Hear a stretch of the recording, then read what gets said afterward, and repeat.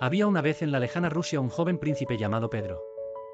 Pedro nació en una familia real y creció rodeado de lujos y comodidades, pero desde muy pequeño tenía un espíritu aventurero y curioso.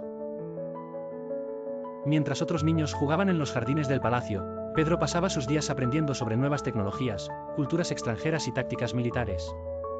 Un día, el viejo zar, su padre, decidió que era hora de que Pedro se convirtiera en un verdadero líder. Así que lo envió en un viaje a tierras lejanas donde podría aprender más sobre el mundo. Pedro emprendió su viaje con entusiasmo, visitando distintos reinos de Europa.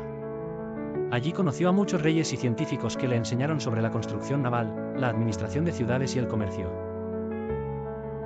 Pedro estaba particularmente fascinado por los barcos y decidió aprender todo lo que pudiera sobre ellos, pues entendía que Rusia necesitaba una flota poderosa para proteger sus costas y comerciar con otros países. Durante su viaje, Pedro conoció a personas muy interesantes. Una de ellas era una joven científica llamada Elena, que le enseñó sobre la importancia de la educación y el conocimiento. Ella le mostró cómo la ciencia podía mejorar la vida de su pueblo. Pedro y Elena se hicieron buenos amigos, y Pedro la invitó a regresar con él a Rusia. Tras varios años de aprendizaje y aventuras, Pedro regresó a su país, listo para asumir su papel como zar. Decidió modernizar Rusia, inspirándose en lo que había visto en otros países. Construyó una gran flota de barcos y fundó la ciudad de San Petersburgo, que se convertiría en una ventana de Rusia hacia el resto del mundo.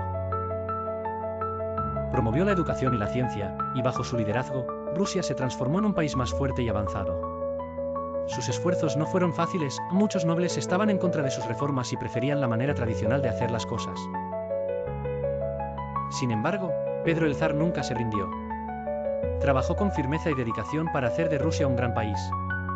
Al final, Pedro pasó a la historia como uno de los grandes reformadores de Rusia. Con su visión y valentía, cambió el destino de su nación y dejó un legado que perduraría por generaciones.